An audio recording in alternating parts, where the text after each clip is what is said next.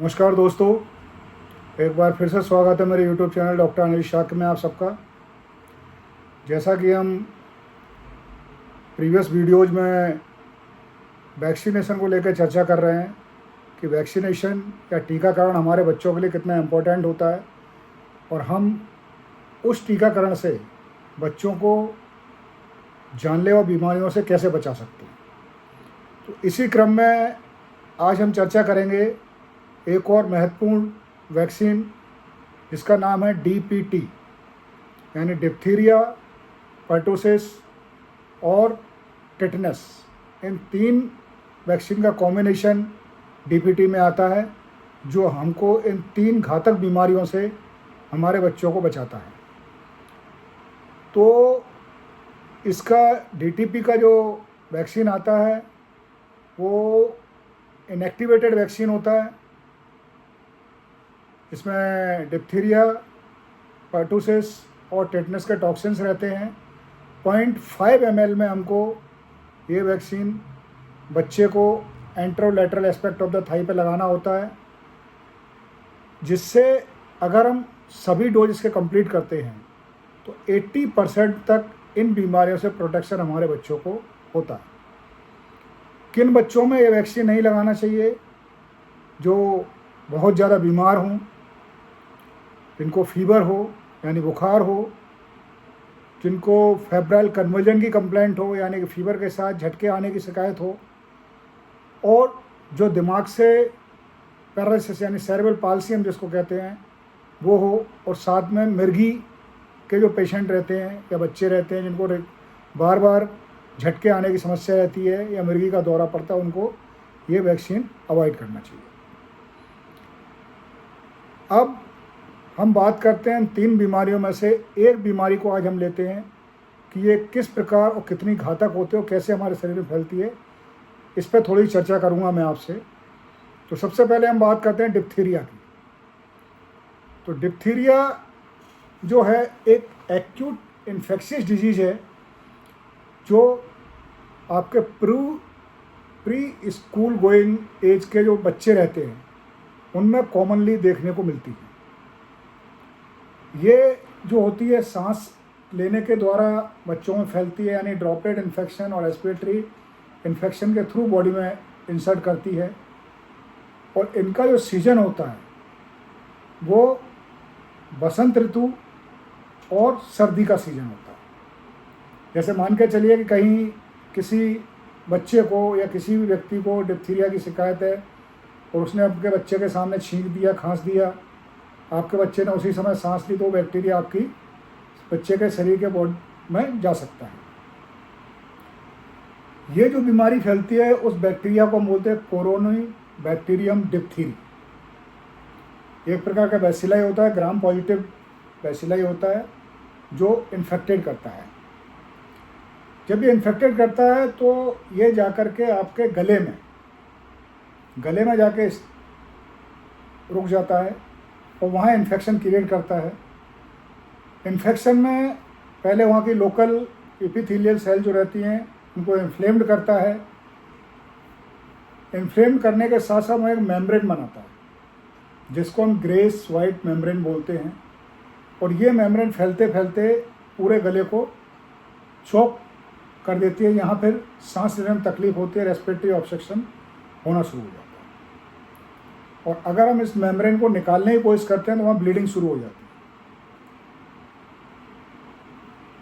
अब हम बात करें कि इस बीमारी को यानी कि डिप्थीरिया जो आपका है, ये इसके लोकल साइन क्या क्या होते हैं। यानी एक बार ये इंसर्ट होकर आपकी बॉडी में पहुंचा तो बॉडी में गले पर जाकर के आपको अटैक करता है। और लोकल साइन में जो इसका एक्जोटॉक्सिन जो होता है डिप्थीरिया बैक्टीरिया का, ये रिलीज होता है और वहाँ की जो एपिथेलियल सेल रहती है लोकल, उसको नेक्रोटाइज करना शुरू कर देता है। जब नेक्रोटाइज करना शुरू कर देता है तो वहाँ एक सीरस टाइप का फ्लूइड रहता है, लिबरेट होता है इससे, जिससे फिब्रिनस मटेरियल जनरेट होता है और वो ग्रेस वाइट मेम्ब्रेन फॉर्मेशन करता है, जिसको हम सूडो मेम्ब्रेन के रूप में भी जानते हैं, ग्रे स्वेट सूडो मेम्ब्रेन। ये आपके लोकल एरिया में पूरे एक कहना चाहिए जो स्पाइडर वेब टाइप का रहता है उस टाइप का पूरा बन जाता है। जब आपका डॉक्टर नेकेड आई से उसको देखता है तो वहाँ एक मेम्ब्रेन, वाइट कलर की मेम्ब्रेन पूरे टॉन्सिल्स पर और गले में आपको एक चिपकी हुई मिलती है। इसके आधार पे हम लोग ये प्री डायग्नोसिस बनाते हैं कि ये डिप्थीरिया हो सकता है। उसमें फिर हमको कल्चर कराना होता है, कल्चर हम कराते हैं तो उसमें कंफर्मेशन हो जाता है कि इट्स डिप्थीरिया। और इसके अगर हम सिस्टमेटिक लीजन की बात करते हैं, ये हमने लोकल लीजन की बात की, अब सिस्टमेटिक लीजन की बात करते हैं तो इसका इफेक्ट हार्ट, किडनी और आपका नर्वस सिस्टम जो होता है वो काफ़ी अफेक्टेड होता है। कॉन्स्टिट्यूशनल सिस्टम में अगर बात करें तो इसमें बुखार आता है शुरुआती दौर में, थकान महसूस होती है, हेडेक होने का डर रहता है, आपका भूख नहीं लगती है और आपका बच्चा बीमार जैसा प्रतीत होता है, थका हारा, बिल्कुल खाना भी नहीं खा रहा है ना, और सर्दी खांसी उसको बनी हुई है बार बार, है नाक बह रही है। कहने को ये नॉर्मल जो आपके कोल्ड के सिस्टम रहते हैं, कफ कोल्ड के उस टाइप से रहता है, लेकिन काफ़ी थकान बच्चे में महसूस होती है। बच्चे को खाना नहीं खाया तो एकदम से ऐसा लगता है बीमार टाइप का गिरा हुआ है, जो नॉर्मली रेस्पिरेटरी इन्फेक्शन में नहीं होता है। अब जो इसके लोकल इन्फेक्शन जो होता है उसमें जैसे नेजल डिप्थीरिया, नाक बहना, नाक आपकी बहती रहेगी, उसमें भी आपको हल्की फुल्की ये मेम्ब्रेन टाइप से महसूस होगी। फॉशियल डिप्थीरिया में आपके टॉन्सिल्स जो रहते हैं वहाँ पर इन्फ्लेमेशन हो जाता है, वहाँ लेयर बनना शुरू हो जाती है, ग्रेस वाइट मेम्ब्रेन जो हम कहते हैं। उसके साथ साथ आपके लैरिंजो ट्रैकियल डिप्थीरिया, तो लैरिंग्स और ट्रैकिया पर भी अफेक्ट करता है। जो आपका लैरिंग्स और ट्रैकिया पर जो अफेक्ट करता है वहाँ जो जाली आपकी बनती है यानी ग्रेस वाइट मेम्ब्रेन जो डेवलप होती है वो रेस्पिरेटरी ऑब्स्ट्रक्शन कराती है, यानी सांस लेने में बच्चे को तकलीफ होने लगती है। उसके साथ साथ आँखों के कंजक्टिवा और स्किन पर भी इफ़ेक्ट करता है। अब हम बात करते हैं इसके कॉम्प्लिकेशन की। तो इसके कॉम्प्लिकेशन में जैसे मैंने आपको बताया कि हार्ट पर, किडनी पर और नर्वस सिस्टम पर इफ़ेक्ट करता है। तो हार्ट में मायोकार्डिटिस होने का चांस रहता है, जिससे आपका डिस्निया हो जाता है, वोमिटिंग होते हैं, एब्डोमिनल पेन होने के चांस रहते हैं और सिस्टमिक वीनस कंजेशन हो सकता है। तो थ्रेडी पल्स इसमें देखने को मिलती है, टैकीकार्डिया देखने को मिलता है। तो इस टाइप से मायोकार्डिटिस हमको कॉम्प्लिकेशन के रूप में इसमें देखने को मिलती है। न्यूरोलॉजिकल सिम्टम में पैलेटल पैरालिसिस हो सकती है। जब पैलेटल पैरालिसिस हो जाएगी तो बच्चा खा पी नहीं पाएगा, सॉलो नहीं कर पाएगा। और उसके साथ साथ आपको पॉलीन्यूराइटिस यानी पैलेटल पैरालिसिस, पॉलीन्यूराइटिस और लॉस ऑफ एकोमोडेशन, ये तीनों का अगर कॉम्बिनेशन हमको देखने मिलता है तो टिपिकल डिप्थीरिया के लक्षण होते हैं, डिप्थीरिया के कॉम्प्लिकेशन जनरेट हो गया। और अगर हम किडनी में बात करें तो ओलिगूरिया, प्रोटीनूरिया, ये इंडिकेट करते हैं किडनी कॉम्प्लिकेशन भी आपको स्टार्ट हो गया। ओलिगूरिया मतलब आपको यूरिन कम आने लगेगी आपके बच्चे को, प्रोटीनूरिया मतलब प्रोटीन उसमें आना शुरू हो जाएगा। तो ये कॉम्प्लिकेशन हमको डिप्थीरिया के केस में दिखाई देते हैं। ट्रीटमेंट में अगर हम बात करते हैं तो ट्रीटमेंट इसका डिप्थीरिया का एंटीटॉक्सिन आता है, जो हमको 48 घंटे के अंदर बच्चे को, अगर 48 घंटे हो गए हैं तो 48 घंटे में देना होता है। तो उसकी डोजेज वेरिएट करती हैं। जैसे मान के चले आपका फेरेंजियल और लैरेंजियल डिप्थीरिया है और 48 घंटे आपके बच्चे हुए हैं तो एंटीटॉक्सिन के रूप में आपको 20,000 to 40,000 यूनिट आपको एंटीटॉक्सिन देना पड़ेगा। नेजोफेरेंजियल है तो ये जो डोज बढ़ जाती है 40,000 to 60,000 हो जाता है। और अगर एक्सटेंसिव है या 3 दिन से ऊपर हो चुका है तो फिर आपको 80,000 से 1,20,000 यूनिट बच्चे को एंटीटॉक्सिन देना होता है, जो हमको रिपीट भी करना पड़ जाता है अगर बच्चा सॉलो नहीं कर पा रहा है तो। उसके साथ साथ एंटीबायोटिक थेरेपी हमको देना होती है, जिसमें पेनिसिलिन और एरिथ्रोमाइसिन हम यूज करते हैं।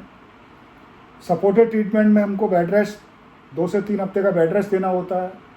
डाइट में हम बात करें तो इजीली डाइजेस्टेबल और हाई कैलोरी डाइट हमको प्रोवाइड कराना होता है।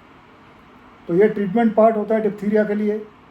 अगर हम प्रॉपर टाइम पर सही समय पर नहीं पता लगा पाए कि डिप्थीरिया से आपका बच्चा ग्रसित है, तो वो जानलेवा भी साबित हो जाता है, जान भी जा सकती है।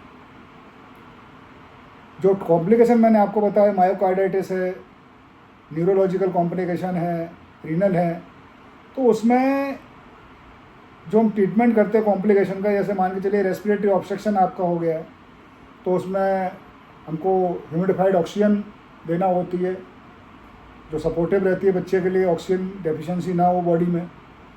मायोकार्डाइटिस अगर हो रहा है तो फ्लूइड, आईवी फ्लूइड और साल्ट हमको रिस्ट्रिक्टेड करना होते हैं उसमें। डायूरेटिक और डिजॉक्सिन जैसी ड्रग्स का हमको यूज करना होता है। न्यूरोलॉजिकल अगर पैलेटल पैरालिसिस हो गई है तो नेजोगैस्ट्रिक ट्यूब से फीडिंग कराना होती है बच्चे को। तो इस टाइप से हम ट्रीटमेंट कॉम्प्लिकेशन का ट्रीटमेंट करते हैं। तो इतनी खतरनाक, जानलेवा और घातक बीमारी से बचने का एक छोटा सा उपाय है कि डीपीटी का वैक्सीन हम टाइमली अपने बच्चों को लगवाएं। और यह वैक्सीन के लिए आपको कोई भी पैसा खर्च करने की आवश्यकता नहीं होती है।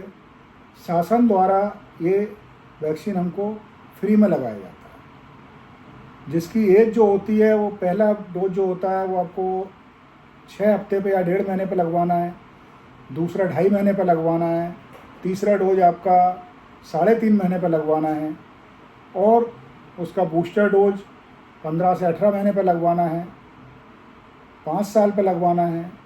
तो ऐसे करके एक 10 साल पे भी हम उसका बूस्टर डोज लगाते हैं। तो ऐसे करके शासन हमको ये वैक्सीन फ्री दे रहा है और इतनी खतरनाक जानलेवा बीमारी से बचा होता है। तो मैं आप सबसे यही रिक्वेस्ट करना चाहूँगा कि बच्चों को वैक्सीन टाइमली लगवाएं, उसमें डिले ना करें, क्योंकि डिले करने से वैक्सीन का उतना अच्छा इफेक्ट नहीं आएगा जो आना चाहिए। तो जो टाइम आपको दिया जाता है लिख करके, उस डेट में जाकर के वैक्सीन लगवाना ना भूलें। आपके 100 काम एक तरफ रहते हैं और बच्चे की लाइफ एक तरफ होती है, तो इसलिए वो 100 काम छोड़ते हुए बच्चे को टाइमली वैक्सीन अवश्य लगवाएं। तो आज यहीं तक। अगले वीडियो में इससे रिलेटेड जो दूसरी डिजीज है पर्ट्यूसिस, उसके बारे में मैं डिस्कस करूँगा, फिर टिटनेस के बारे में डिस्कस करूँगा। तो ऐसे करके ये डीपीटी के तीनों बीमारियों के बारे में हम चर्चा करेंगे, जानेंगे कि ये बीमारियां कितनी घातक हैं और वैक्सीन लगवाने से हम इन घातक बीमारियों से बच सकते हैं। तो आज के वीडियो में इतना ही। अगले वीडियो में फिर मुलाकात होगी नई जानकारी के साथ। वीडियो को देखते रहिए, लाइक कीजिए और सब्सक्राइब कीजिए। तब तक के लिए से यू, बाय बाय।